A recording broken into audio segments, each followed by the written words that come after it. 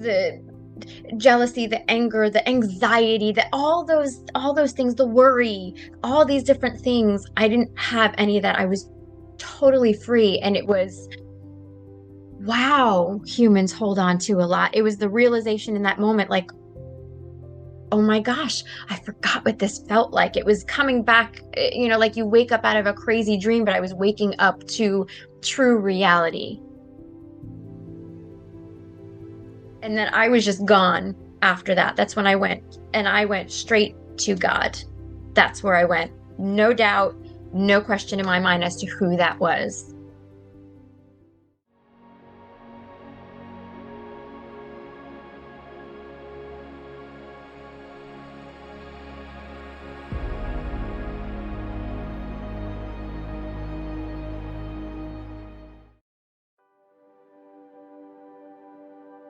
Before the NDE, my spiritual awakening started in 2016.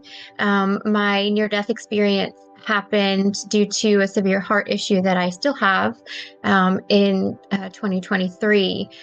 But I wound up having to stay home because of my heart issues. I was a banker for just shy of 15 years before that. So very human, very muggle, as those that follow Harry Potter talk about. So very human, very, I had all my stuff to work through. I was not confident. I was bullied by someone close to me, and then it was a repetitive pattern throughout my life, that type of thing. So in 2016, having my spiritual awakening, I woke up to realize I'm a medium. There's more to life than what I thought there was. I was connecting with guides. All of my gifts are open. So seeing, hearing, feeling, knowing, sometimes taste and smell, having dreams, all these different things. So I was very much connected with people in the spiritual community as well, which made my NDE that much more amazing because others were able to see or experience some things that happened with me to validate me and for me to validate them, which I thought was pretty amazing. So just to kind of give about my heart issues, my plumbing is good. I have total electrical issues in my heart. I have supra and ventricular tachycardia and a lot of PVCs, so premature ventricular beats, or bigeminy, they're called too. But a lot of electrical issues. So my heart rate goes really fast. And I get very sick. It happens all the time. I don't really have a normal heart rhythm. So I've had 4 or 5 other heart surgeries to try and fix the issues. But that morning, it was a Friday morning, it was November 3rd. It was my husband's birthday. My husband's birthday, he's in construction. Our daughter at the time, she has since graduated from college, but she was in college at the time, and she was supposed to be up and out already. So I was running a channeling class, a group channeling class that morning. It was around, I don't even know, 8:30, something like that. And I was going to take my shower, and I felt really good that morning. That's the craziest thing to me that I'm still wrapping my brain around now, because this was November 3rd, 2023. And I felt really good that morning. I had some blips and, that kind of stuff that I can feel, but I really felt good. Like I would have driven in the car or gone out somewhere, if I didn't have class, type of thing. So my husband, since he was home on his birthday, he wound up laying in bed and reading. And the dogs were in here with us. Emily was in her room, but he'll normally be in the other room, maybe, playing online games or something like that, watching TV in the den. But he decided to stay in here, had the bathroom door open, and I went into the shower, and I'm doing my face routine, and I'm facing the shower head. And it wasn't, I couldn't communicate or say anything. I just instinctively leaned against the wall. And in that moment, out of my crown, or the top of my head, I came out and was facing myself. And I knew exactly what was happening. Because that's the thing, when you do this type of work, it prepares you from when you do transition, is what I've learned. So I was facing myself and I slid down the shower, and we don't have glass or anything. We just renovated like a year beforehand. We used to have glass. So I slid down and I hit my head on the marble where you step into the shower.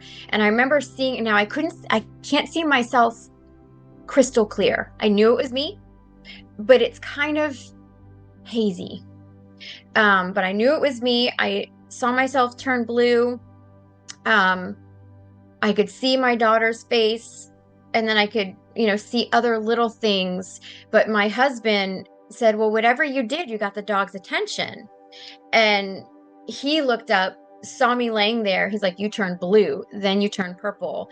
Thank God our daughter was home. So he screamed for Emily, because every time he stopped doing chest compressions, I would start turning colors again. So if she was not here, divinely orchestrated all of this.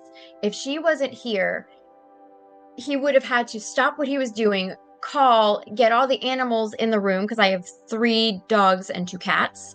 So she was able to do all of that, and then get the EMTs, usher them in to be able to help. But I don't know. They said it took 6 minutes for them to get here, and then however long it was beforehand. So I'm thinking, because we don't know what time anything was, so my heart was stopped. It had to have been 10 minutes, if not a little more, because when they got here, my husband was in the truck with Emily, and the chief came over to him and said, okay, we got her heart started. And he goes, and that's when it really hit him as to the extent of what was happening. So, I remember seeing when they intubated me, I saw like this white thing, and I could hear Kristen, Kristen, Kristen, Kristen, Kristen, because they keep calling your name. I since met the paramedics, and they said, yes, we were constantly telling you, Kristen, we're doing this, Kristen, we're doing that. Can you hear us, Kristen? Can you respond? And then I was just gone after that. That's when I went straight to God. That's where I went. No doubt, no question in my mind as to who that was.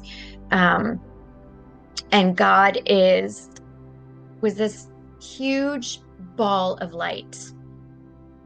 And when you look at a sunset and you see that type of yellow that has like a hint of orange in it, that's the color of God that was emanated. You could look straight at God.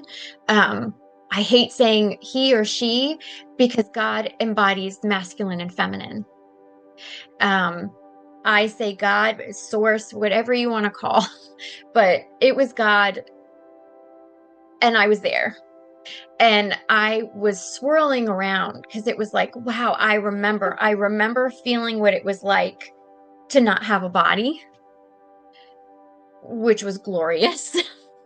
But the biggest thing that sticks with me now is that I remember not feeling the lower vibrational emotions we have here. The jealousy, the anger, the anxiety, all those things, the worry, all these different things. I didn't have any of that. I was totally free. And it was, wow, humans hold on to a lot. It was the realization in that moment, like, oh my gosh, I forgot what this felt like. It was coming back, like you wake up out of a crazy dream, but I was waking up to true reality, basically, and had a conversation with God. I was told that I did really well, that God was proud of me, and that God is proud of everyone. I had a choice if I wanted to stay and come back. But I remember looking down, because these rays of light were coming onto me.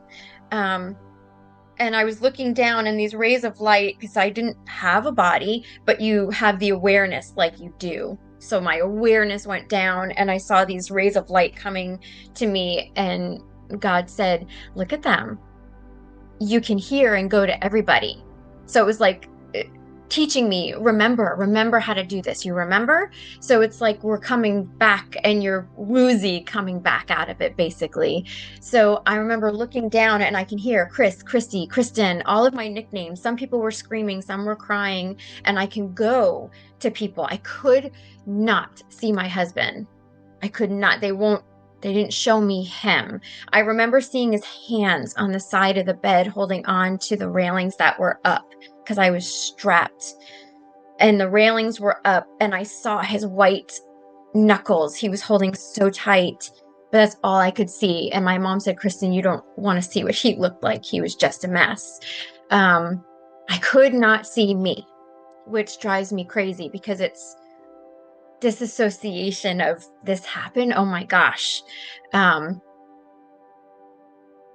it was amazing. All of these prayers for Kristen, this love that I felt from everybody. So when I was with God and he was celebrating the life that I've lived, and how proud he was of me, that's when I had my life review. And the life review was all over the place, everywhere you looked. Everybody experiences things different, and everyone's soul is different and responds in different ways. The way my soul responds, because I've had a conversation with my guides as to why this occurred, because I'm like, you always hear that you see things that you've maybe hurt other people, but it's everything from the other person's perspective, not your own, because you already lived that. You know that it's about everybody else. And I saw everything I did good. And it's not that I'm perfect by any means whatsoever. It's just I could feel how making someone laugh, what that does to somebody else, how it makes them feel, how I made them feel when I smiled or gave a compliment. I could see a few things that happened when I was little. Handing a flower to my mom is the most vivid image. My mom was wearing a blue dress. I was in a little dress and I was handing her like a buttercup flower. And I remember my mom just being so loving. I could feel how, thank you, her happiness and joy from me giving her that flower and being little and just all of that. And I remember how it feels. And you think you would know how it feels, right, as a human, because when someone does something for you and it can make you want to do something for someone else. But it was so different seeing all of these memories and how making someone laugh and they were going through something that I didn't know, and me making them laugh helped lift them up. So all these different things came back and I was able to witness it. I decided at that time, I'm going back as Kristen. And there's like, her story's not over yet. I'm going back. So from there, I went to this like welcoming area. Everyone was there. Everyone I've ever channeled. Animals that I've lost, animals that I've channeled, people that I know. Like I said, everyone I've channeled, I saw Jesus that was there. I know my whole family was there, but it's not like they were right front and center, which I thought was so weird. Front and center was my friend, her son, Trent, who had passed away several years ago at only 18 years old, about 18 years old. And I've channeled Trent before. Several times, very connected with him. He was right in the front and he was standing there. I could see him. We had bodies and he did this smile and one side of his mouth was higher than the other. He smirked and we embraced. And he was like, oh my gosh, hi. And then having an interaction with Jesus, which I feel very connected to Jesus as well. And he put his hand on my heart. And I actually put it on a bracelet because I wanted to just always have it with me. And he just said, I am, you are, we are. Just that interconnectedness. And from there, because I said that I was going to come back, I can't remember, it was before going to the Great Hall as I know it to be, but I was given, so I practice healing, Kundalini Reiki, Rahani Celestial Healing, and then I was spontaneously given something else and an amplification of my Kundalini Reiki healing spontaneously. And it was like a year or so that I was given this before my NDE, and it's called, I didn't know a name for it yet. It was in my own healing modality, I was told, but I would understand more later. So because I was coming back, they said, okay, we need to infuse your human body and your spirit with this energy. So I had like this double helix of energies going through my being to fully infuse me with these energies. And from there, going to what I call the Great Hall. It could be called the Akashic Records as well. And it looked like a huge, beautiful library to me. And all books all over here, the ceilings were they're so tall. Huge, tall. Huge window with even like black lined panes. And I remember looking out there, and there were 3 planets that were out there. And I look back and I'm at a table. And for those that know Harry Potter, again, the Marauders map. So the map moves and you can see people on it and all that. It's interactive. That's how this was. So it was blue. And colors on the other side, those that meditate and connect with spirit, the colors you see are not of here. It's not this kind of purple, that kind of thing. It's different. It's alive. So I was looking at this blue map, and there were 2 beings in front of me. They were beings of light. My higher self was next to me. And I was, okay, we're going to do this. And I remember saying, we're going to make it good. If I'm coming back, we're going to make it good. And the crappy part is I couldn't, like, what was it? I remember saying that, but what was it? Like, I guess it's cheating if you know. But I did all of these things, and I was putting stuff on, and no, we're not going to do that. And I'll give her a choice here, all these different things. And I was back. And when I was back, I was back. Now, my human body was intubated. They didn't know what was going to happen with me. My daughter loves looking at people's eyes, and she would take pictures of them too, because they look like the nebula. And they're not just black or brown or green. There's just depths, and they're so beautiful and unique to everybody. They are the windows of the soul, truly, because my daughter said, I opened my eyes, because this was, remember, between 8:30 in the morning that this happened. I was intubated from there, and then the entire day and into the night. It was really early in the morning. I don't know what time that I woke up. But my eyes had opened, and she looked at me like, Mom, and the lady that was there, the nurse, said, Sweetie, she's not there. It's her body's reaction. And Emily said, Mom, those were not your eyes. She goes, there was nothing there. They were blank. It wasn't my eyes. So always look at people's eyes to see if they're there. And, she was just talking about little things, like she was holding my hand and she said, you have a little hand, but when you're not there and you were gone, it was so heavy. So, because, when I hold her hand, I would rub, my thumb on her finger or something. And she's like, it was just so weird. But when I said I was back, and my husband had said, you were back. Like I opened my eyes and I was like, hey, and I didn't know what was going on. Because I was all intubated, but I just woke right up. So when I told him I'm back, he's like, oh, you were back right away. um, but it was interesting things because my mom, who's in her early 80s, my parents, when my husband called them and they were on their way, they're about 45 minutes away. My mom said, because she takes my classes and I've, talked with her about how to connect.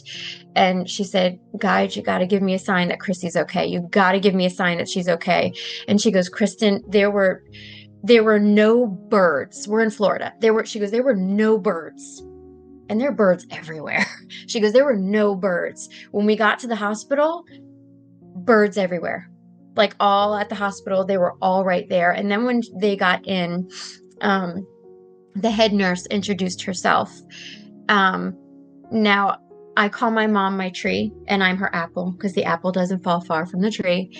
And when she met the nurse, she goes, hi, my name is Apollonia. My friends call me Apple, and I'm Kristen's nurse. And my mom just, I guess, kind of looked at her a certain way, and she goes, yes, my name's Apollonia. My friends call me Apple. But mom said, it's the craziest feeling because I get this.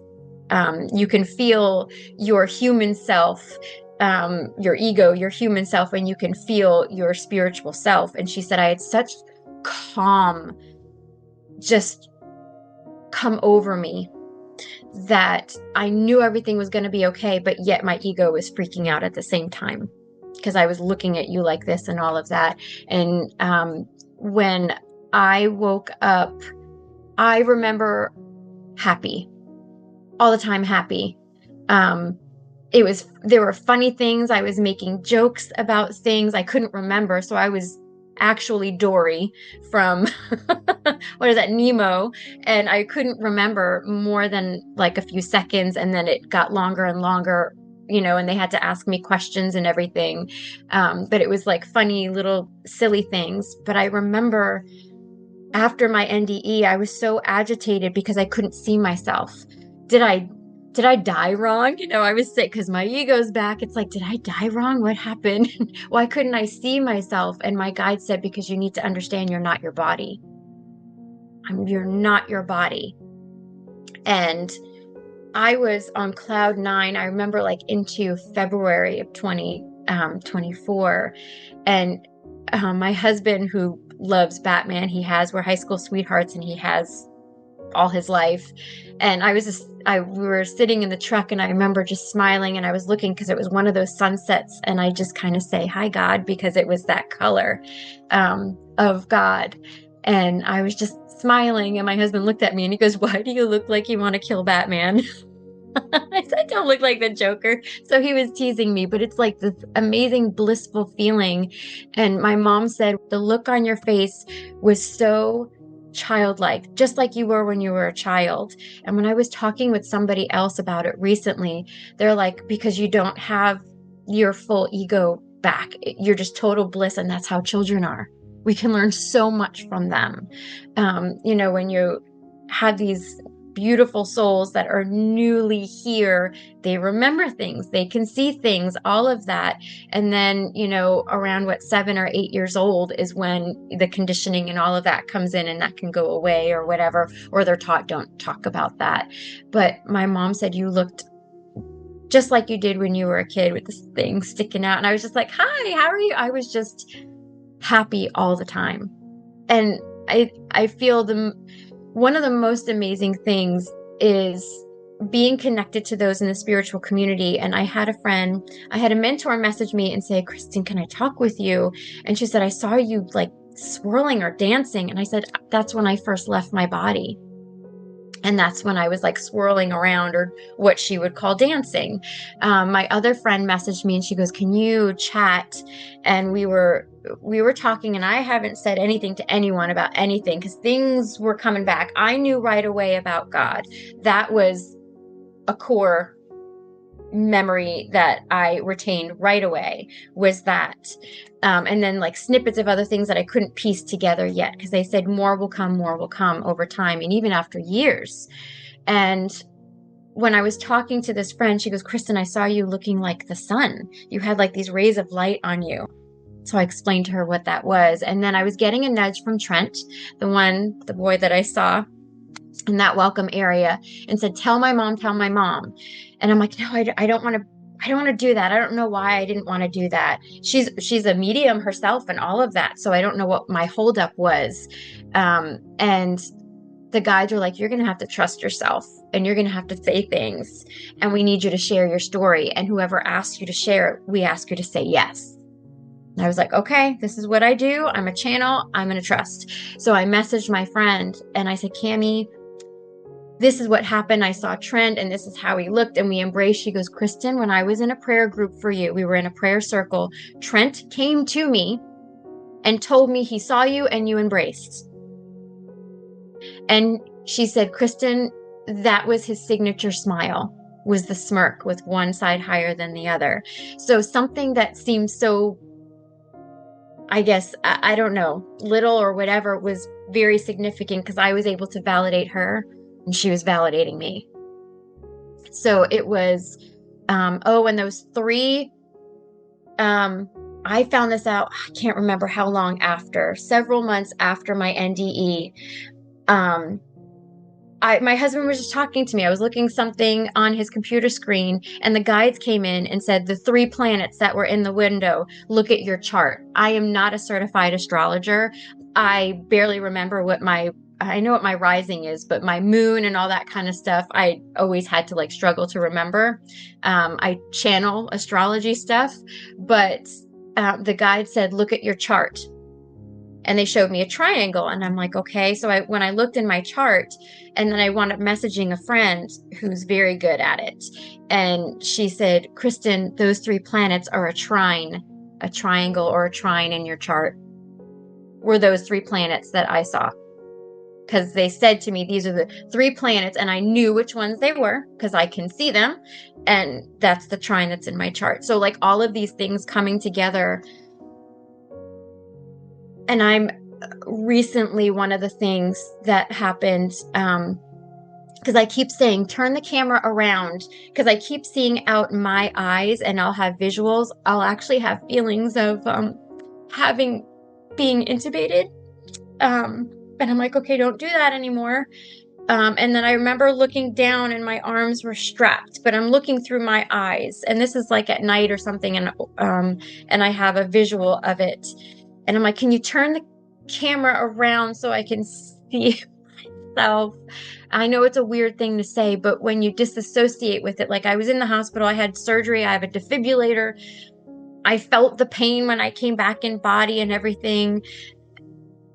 But it's still odd to me. I was intubated for that long. Like they didn't think I was going to make it. Like the people that were there in ICU, they came back to visit me before I went to the other hospital to get the defibrillator because they're like, there's no way you're okay. Like, oh my God.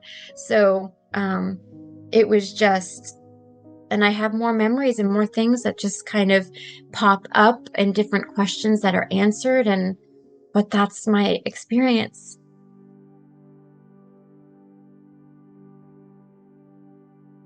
We are loved beyond anything that we can comprehend. I can try to express through human words, but everything there is telepathic.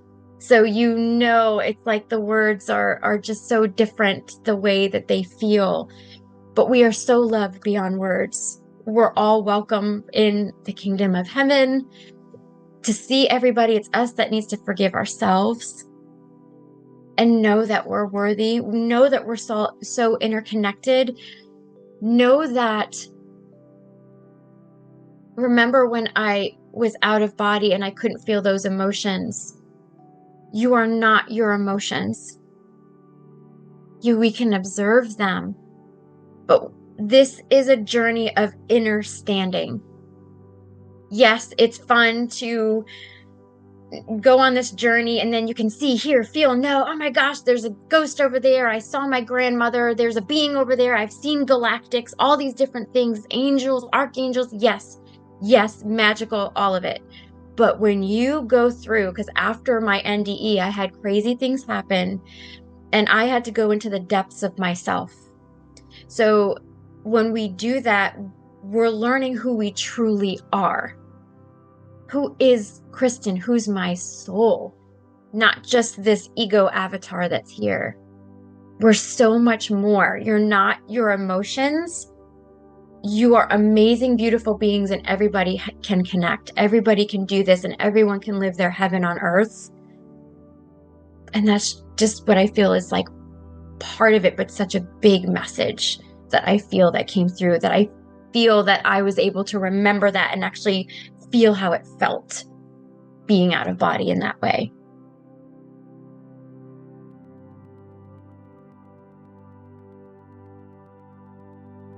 You believe what you believe. I don't do this to force anyone at all. This is my experience. No one is wearing my shoes but me. And this is why I'm openly coming out and saying what my experience was and trying to be more out there with things that I do as well. The ego is the veil. So when we come here, it's you are this person, you are a male, you are female, you are this, you are all these different things that we're told, and we're structured a certain way. And when you awaken, you realize there's something called law of attraction. Like attracts like. Your inner world is your outer world. It's true. I practice it. I've done things. It's crazy and it's amazing. I was bullied. I had to learn to love myself and what that looks like. It is the world's most difficult thing to overcome the ego. When this tells you you're not worthy, that's not real. And I'm seeing it. And there's a reason things happen, because I had the Superman effect when I first awakened. So I see, hear, feel, know, it was like crazy all the time. And then they honed it on in, and I needed to learn more. But those that are really in their mind, meditating each day and not sitting there in a lotus position saying Om, but being more mindful and being creative and doing things that you love and enjoy and raising your vibration in that way, that's your connection to your soul self, to God, to source, to these beautiful beings of light. Because you're in the zone, right? And it's like, and then maybe you're like, oh, why is my mom popping in my head? And you're in the zone and you're painting or something, and then you get a text from your mom, or your mom calls you, because you're so connected. You're naturally channeling in that place. So notice that when you're there. Maybe you find solutions to and answers to questions that you've had, or a solution to a problem that you're having while you're in the zone, because you're in a higher vibration and you're not trying to see the forest through the trees. That's your connection. That's that proof. And the more you trust yourself, and the more you build upon that, and the more you look in the depths of yourself and understand frequency and all of that, you discover so much more.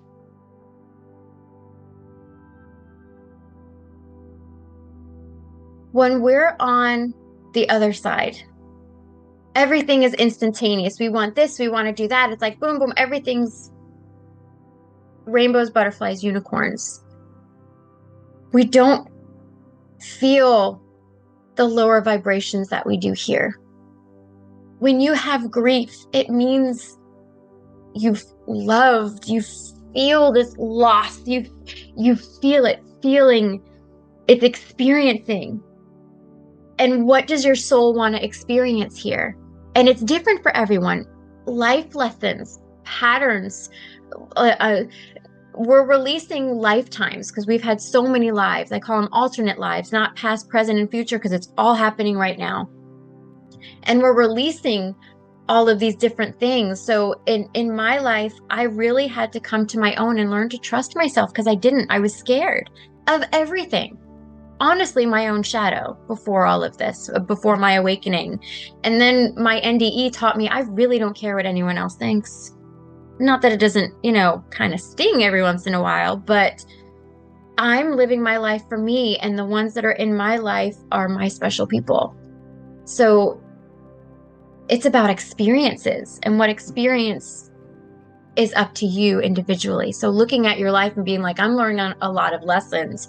Okay, because there are some people that have really reincarnated a lot of times. I'm not reincarnating again. That's something that I was told, that I realized, that came back. This is like, I wasn't supposed to be here now. I was going to be a guide. And series of events happened and I wound up slipping in. So that's a whole other story. But we're here to experience, and on what level and what is truly up to that individual soul, what you chose, because we're like, okay, I'm going to marry this person. I'm not going to be married. I'm not going to have kids. I am going to have kids. We're going to divorce. You're going to abuse me. It's like you're doing this play, and everyone has a character. So your best friends are the ones that are really driving you nuts here too, which is crazy. So it's all orchestrated, and we're here to experience, to learn, to grow, to find ourselves, who we truly are, who our spirit is here. People that are on the spiritual journey, it is not rainbows, butterflies, and unicorns. It can be dark night of the soul where shadows come up and things like that. So there are people that choose not to wake up, and they're going about their life how it's written on that timeline that I wrote. And you're going through all of these different things, experiences. What is it like to be human? That's an experience, and that's still exceptional. We think something outside of ourselves in order to get where we want to get. A guru needs to touch your third eye, or all these different things. I did this on my own with nothing else. I found I was led to mentors that helped me because it resonated with me, like that. Something just hits you and it lights up. That's what resonating means. This person resonated with me, and then they taught me how to open my gifts and just different things. So if you're led to it, because I know people that have taken ayahuasca, it is nothing you need. This is our divine right. We are spiritual beings in this human body, and we all have these gifts. We all can awaken. It does take work.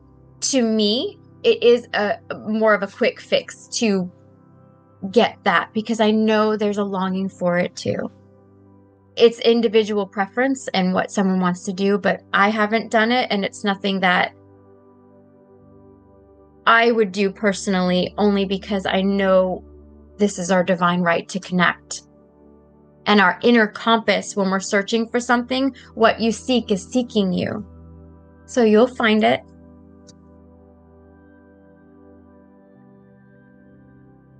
Being mindfulness is a big part of what meditation is. So when I meditate, I always thought I really stunk at it. I really did, because they call it the monkey mind, and mine isn't a monkey mind. Mine are screaming goats. They're all screaming. What? They're screaming in there. The little cute goats with the tongue hanging out when they scream. That's what's going on in this head, because she's crazy like all the time. So these thoughts, you're not your thoughts. It was the process of seeing the mess in here. And you notice when you meditate, maybe you do guided meditations if you like that. You don't have to do anything. You can sit outside with your cup of coffee and just, what does it feel like outside? Be in your senses in the moment, being mindful. And then you're like, oh, I see a lizard over there on that branch that's all the way on the opposite side, and that's something that you didn't realize before. Or I just got chills. I said something and I'm like, oh, I feel like my mom is here. If she's passed in spirit, I feel like my mom or my grandmother is here. And you get the chills. That's spirit connecting to me. If we're too much in our ego mind saying, oh my gosh, I have to pay this bill. Where am I going to find this money? Oh my gosh, I can't believe this happened, that happened, my car, this, I need to go to work. All these different things. When we're in the ego mind, we can't get to spirit as much. If we don't, you can when you practice it, and they can come in better and you recognize it.